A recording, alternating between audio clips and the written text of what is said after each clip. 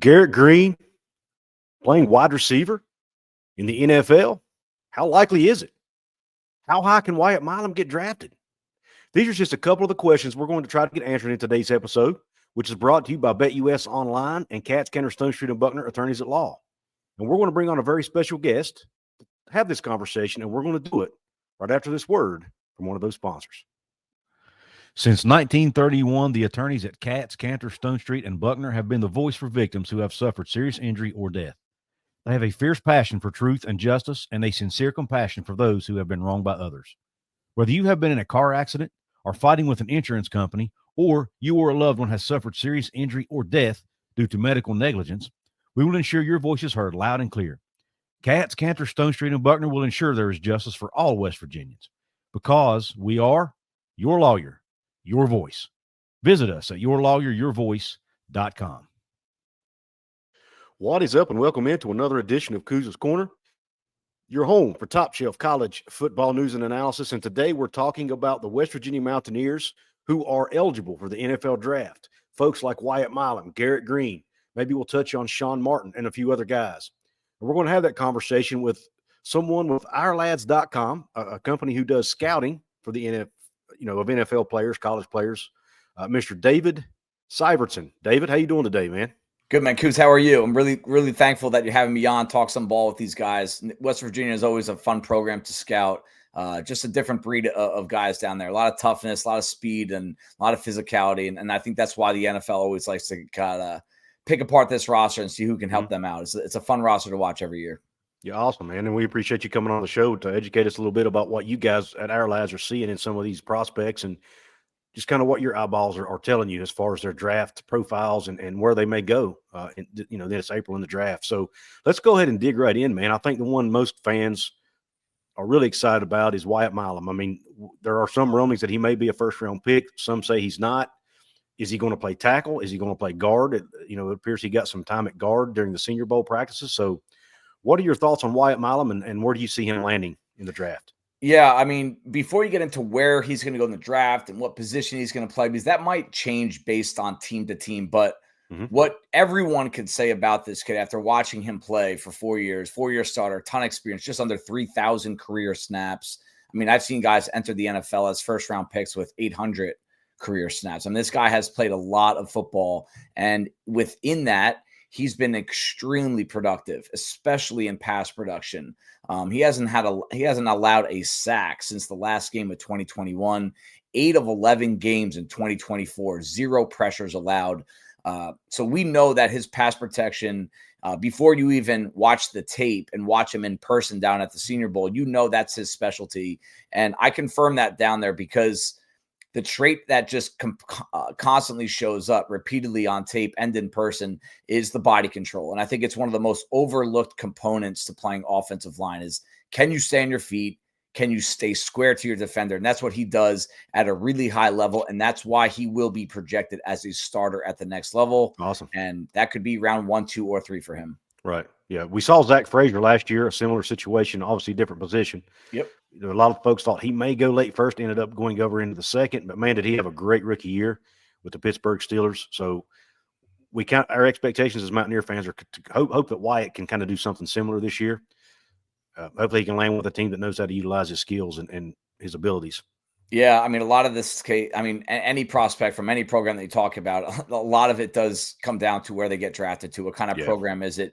The weakness in his game that I'd be a little weary of, he stands 6'6", 315. The measurement, he was over 6'6", and he was 315 at the Senior Bowl weigh-in last week. And I do question his ability to play with a low enough pad level if he's going to be inside. He's not the most powerful guy. I mean, Zach Frazier was a refrigerator. He played with a really squatty frame. He had that wrestling background, one of the best in that department.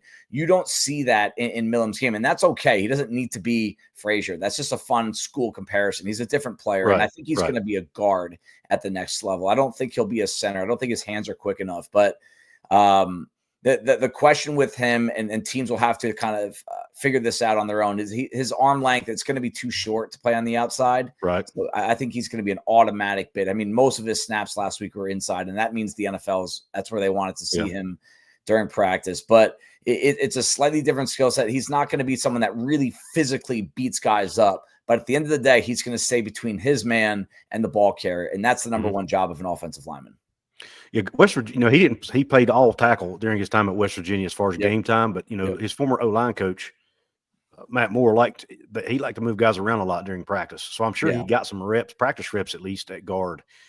Do you agree with that approach for an offensive line coach in college to move guys around and make them more versatile, or do you think it could actually stunt their growth a little bit? It's a great question because what is the job of these college coaches? Is it truly to develop them for the NFL, or is it to win games and try to get West Virginia into the playoff, a national title even?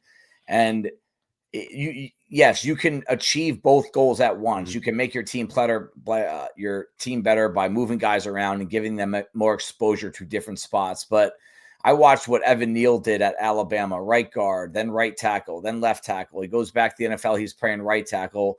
And really, he's maybe an extreme example, but I do think a lot of these guys, they lack development when they reach the NFL. And with how hard it is to find practice time now with all of the regulations that they have, it's almost like an epidemic. It's really hard to really properly develop offensive linemen in the NFL. So if you're going to do that, in addition to moving them around, it's a case-by-case basis.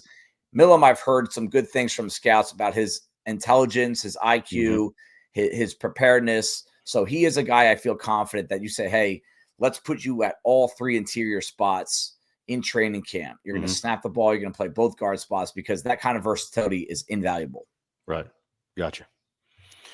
All right. Let's go ahead and move over to a very intriguing case in the NFL draft, and that's Garrett Greene. Obviously, he made the decision to come out as a wide receiver instead of a quarterback, which kind of surprised some people. West Virginia, there were some West Virginia fans a couple of years ago anyway, arguing that Garrett Greene should have been a wide receiver from the beginning. That he really should have never been playing quarterback. Now, I wasn't one of those people, but there are some who made that argument. But what are your thoughts overall? We've seen it happen with Julian Edelman and others, right? But it's not the norm. Yeah. What are your thoughts on Garrett Greene moving to wide receiver? A, was it the right decision? And B, do you think he has a shot to play on Sundays at that position? It's a great question. And he's going to be fighting an uphill battle. And it basically centers around, if you're going to compare Julian Edelman, I don't think Garrett Greene is going to test out athletically that well. I think he'll run good enough, but his 40 times that I have from high school and watching him on tape, some of the speed numbers that I have from the GPS, it's slow for a wide receiver, and he's not big, and he's making a position change. I mean, I know it's not going to happen, but I'll tell you what, I watched a lot of West Virginia this year. I don't dislike him as a quarterback. I do. He made some big time throws, some anticipation throws. He's tough. But at that size, you pretty much need to be perfect everywhere else, because that really is a limiting factor if you don't have an elite trait. And he does not have an elite trait. So I do think it's smart on him and his camp to say, hey, we're closing that door completely, because I'm going all in on the wide receiver position. And we don't know. There's just so much unknown to that. And one thing that goes against him is there are so many wide receivers. I write up the wide receivers for the Our Lads draft guide, and it is one of the most demanding jobs of that draft guide, because you're writing up 60, 70 draftable grades. It's just the talent pool that comes out of college every year at that position is massive. And he's going to have to do something that really stands out at the pro day and some private workouts to even be considered a draft pick. In addition to, he's going to have to time well, because what do teams have to go back on? And they don't have tape, and he's got to stand out in one other area. But it's not over for him if he doesn't get drafted. There's a lot of undrafted free agency success in the NFL, and I just hope that he gets linked up with the right wide receiver coach, because I love the competitor in him. I love the fighter in him. And if there is a possibility that he gets there, he will find a route. Yeah. Awesome. Yeah. It's very well said. By the way, we're talking with Dave Syvertsen from OurLads.com. You can find him on X at OurLads_SY. You can find him on YouTube at the Our Lads Football Channel, and of course, OurLads.com, where you can find all things football over there. Are you looking for a brand new sports book? If so, Look no further than our good friends over at BetUS Online. Right now, with promo code YouTube150, you get a 150% sign-up bonus on your very first deposit. That's right, 150% sign-up bonus on your first deposit. You also get a 125% sign-up bonus on your next 2 deposits up to $2,000. That's with promo code YouTube150 to get that 150% bonus today. If you do play, please make sure to play responsibly. And remember, you must be 18 years of age or older to play. Now, let's get back to the show. David, I'm going to move on to a guy who is near and dear to my heart because he actually lives in my county, where I live. He's a local guy here to Southern West Virginia. Okay. Mr. Sean Martin. Oh, nice. Went to Bluefield High School just right down the street from me, or right down the road from me. So this one means a lot to me because we don't see a whole lot of NFL players come out of this part of the country, right? So what are your thoughts on Sean Martin, his draftability, and your scout on him? Yeah, I think he's very draftable, and I'm not just saying that because he's near and dear to your heart. He's the second player I have on a sheet. I have a few different kind of database points for how I just track all these guys, and one of them is ranking / stacking players, no matter of position, based from every program, and he's number 2 on this list, behind Milum. I think Sean Martin is the best NFL draft prospect on this team because he's got tools. He looks the part of an NFL defensive lineman, 6'5", 289, 35-inch arms, massive hands. He is just a big physical NFL defensive lineman. Some people are put on earth to play defensive end in the NFL. That is what Sean Martin is. In this defensive scheme, the antonym to what we said about Milum, he did play all over the place. 548 snaps on the edge, 877 as a 5-tech, which is essentially over the tackle in that 3-3 scheme, and then 278 snaps inside the tackle as the 3-tech. So if I'm a decision maker, if you're a decision maker for an NFL team, and you want a backup defensive lineman, but it needs to be economic in that we need a guy that can play multiple spots, Sean Martin is the guy that you're looking at. That's the profile that you want. And then we're talking, this guy's had 60 pressures over the past 2 years. And there's some flashes of bendability. I do think him being so tall, he just naturally plays with a high pad level, which can make it really easy to beat him and move him in the run game. But when he does play low and his hands get on first, that's a big part of playing the end, to get your hands on, to initiate contact. When he does do that, he has 3rd-round caliber tape. So if you're an NFL coach and you see upside in him and you like him in interviews, he might be a 4th or 5th round pick. Awesome. And to me, that projects as a backup lineman, but someone that you're going to rotate in, and he can play a lot of spots. So I like that.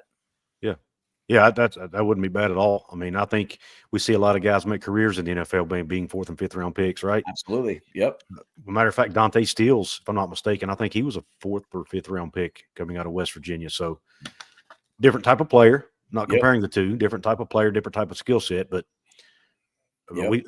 Dante's getting a lot of snaps with the Cardinals right now. So yeah. I mean, it's one thing. I don't know if it's I'm pretty sure it's probably not the same defensive line coach, but you can tell he's been coached up pretty well because he knows what to do with his hands. It's just it's easier said than done. Obviously, coming from a guy that's sitting in a green room right now in New Jersey. But it's when you see him do it over and over, you see something. He really does send a violent jolt to a blocker when his pad level is right and his hand gets to the right spot. And if you see it enough, you see it often enough, you're going to be able to convince anybody in the room that, hey, there's something here with this kid. And I see it with Sean Martin. I think he's a draftable player. Awesome. Good deal. Did he show, how well did he play in the Shrine Bowl week? Did he, I know that he didn't really record any stats, but he did start, I noticed. Yeah. Did he have a good week? He had a good week in practice because he kind of confirmed a lot of these thoughts and beliefs that we have in him. Right. The game is kind of like it's for fans, and the practice tape is really the most part. I mean, that's why you see scouts, coaches, GMs, they'll go to practice, they leave before the game. They're like, all right, well, whatever about the game. He had a strong week in practice. I wouldn't say he increased or decreased his stock. He kind of just confirmed that he is what he is. He's a 3-4 defensive end that can rush the passer if he can develop some of the skill sets. But he's limited. He is a limited athlete. He's not going to break any records in a workout, but that's not his game. His game is power. Yeah, he was really good in the run game. Really, Yes. at West Virginia was his number one. I mean, he did get some sacks and some QB. Yep. He actually did really good in the QB hurry department. Yeah, as well. 60. Yeah. So I mean, he did good there. He didn't close out a lot because, like you said, he doesn't have great closing speed or anything like that. Yep. But if you ask him to do what he's good at, I think he's a really good football player. I agree with you. And he's a good human being too, which matters. And there's a lot of smart, successful people that come from that area. So you have to the NFL's got to weigh that in the draft weekend. He's got to be a good guy. He's come from that area, right? Yeah. Let's go to one that's might be a little controversial to some West Virginia fans. Another great human being. I've had both of these guys on my show, by the way. Oh, that's awesome. Nice. I'm a little bit biased here, but Garnett Hollis probably didn't live up to expectations, according to some West Virginia fans. When he came over, we were kind of looking at him as the next Beanie Bishop, right? Which was probably unfair, but didn't pan out. But from what I've seen was from scouts, not only maybe you guys, but others on X and other places, is he's highly thought of in scout circles. So what are your thoughts on Garnett Hollis and his draftability? I'll tell you why. He's got size. He's 6 foot 203 pounds with 32-inch arms, and you put that number in front of a scout that's looking for an outside corner, they'll look again just based on that alone, because it's really hard to play outside corner at a high level if you just don't have the size, length, and physicality. It can be done, but if you're an odds guy, if you look at historical trends at this position, he kind of fits that prototype physical profile. The question with him will be speed. It's the first thing I notice on tape when I watch him is, can he really carry a vertical route in the NFL, or is he simply going to get burned? And if the answer is the latter, that's okay. It's just going to limit him to what role and what scheme he can play in. My notes on him say this guy is a very good zone cover man, and he proved that he can play against the biggest and most physical receivers in the country. He had a very good game. And from my perspective, in terms of how I evaluate talent, I weigh games against future NFL players much stronger, much more than other games, even if it's like a very high variance in the other direction. When you play well against a Tatora McMillan from Arizona, I'm going to remember that. And it's one of the first notes I have on him.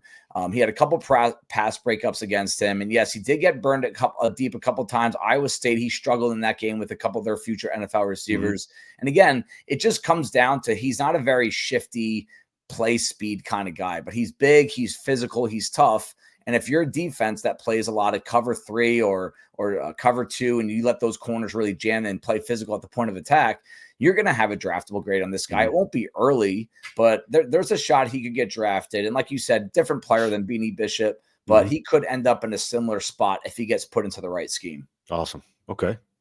Good to know. Now, I don't have any other what other West Virginia players are on your radar outside of these 4 we just talked about that we might see either get drafted late or maybe even get picked up on a UDFA contract? Yeah. You'll see a couple of these guys get drafted. Picked up undrafted free agency, no doubt.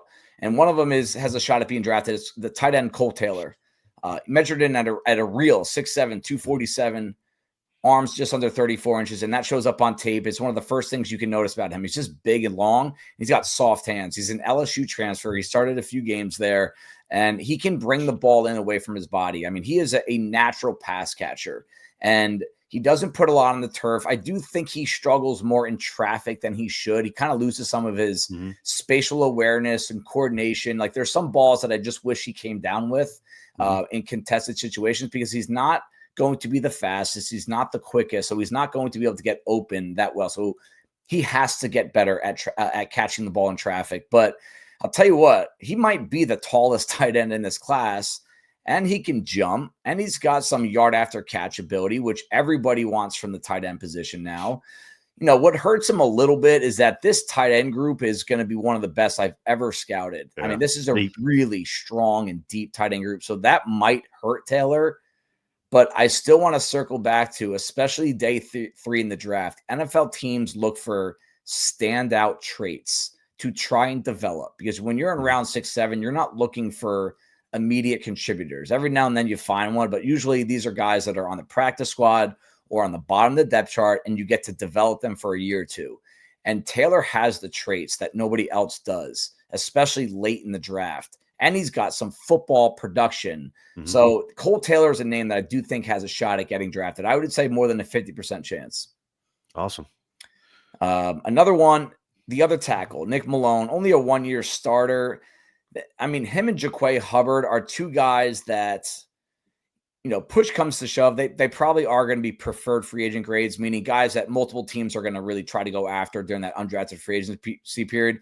I think there's a shot both of them could stick around somewhere. Malone is a little bit more of an unknown, but he doesn't have length. He might be another guy that he's moving inside, but he's got some really good power metrics, both from his past with a high school combine power toss, and then you see some of that pop up on tape. Jaquay Hubbard has some really impressive snaps early on in the year against Penn State and Pittsburgh. He keeps his his feet moving fast. He can react, and he's got great size for the interior. 6'5", 322 with some decent length. I mean, he's going to have some stand up. Not the best athlete, and again, you're not going to find the best athletes and best biggest dudes late in the draft. I think that's where they have a shot. And the last guy I would say we should keep an eye on draft weekend is Fatorma Moba. I'm not sure if I'm saying that one right. 6'3", 308.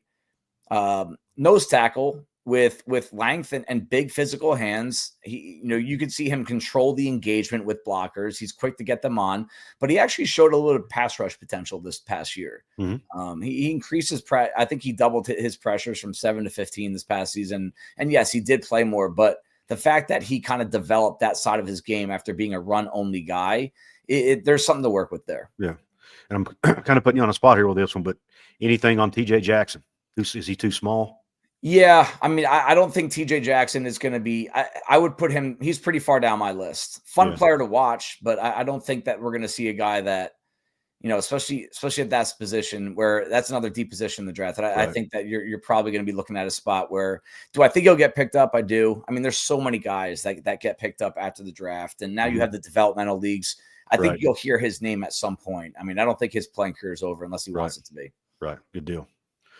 Well, David, once again, man, I really appreciate your time today. Great insight on these guys. Really brought a lot to the table. I really appreciate that. Again, let everybody know what you do, where they can find you and your work. Yeah, thank you for having me on, man. It was a fun talk.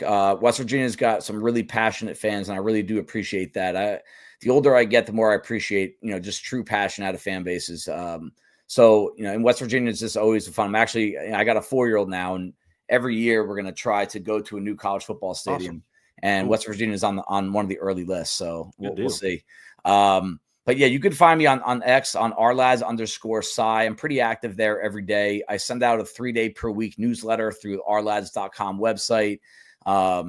We have a new mock draft coming out at about, I think it's about 10 days from now. It's going to be the week after the Super Bowl, once everything is solidified with the draft order. And we have an R-Lads football channel. I have a Cam Ward versus Shedeur Sanders article coming out pretty soon. So it's a lot of constant, it's a constant feeder system. There's no shortage of content this time of year with the NFL draft, but I do try to stay away from all of the mainstream topics that everyone just talks about to a point where you just get sick of hearing the same thing over and over. I try to have a unique view to it, whether it's school-based like West Virginia or NFL team-based or situational-based. I try to vary it up a little bit. Yeah. Awesome.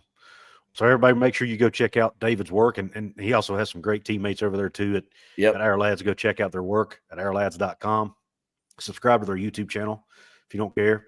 And David, man, thanks again for coming on. We'll have to do this again in the future, man. Hell yeah, man. It was really great to meet you. And we'll talk to you soon. Take care, man. And everybody, don't forget, hope the rest of your day's top shelf. Don't forget to check out our sponsors, BetUS Online and Cats, Kenner, Stone Street, and Buckner. And don't forget, as always, to Q Country Roads, baby.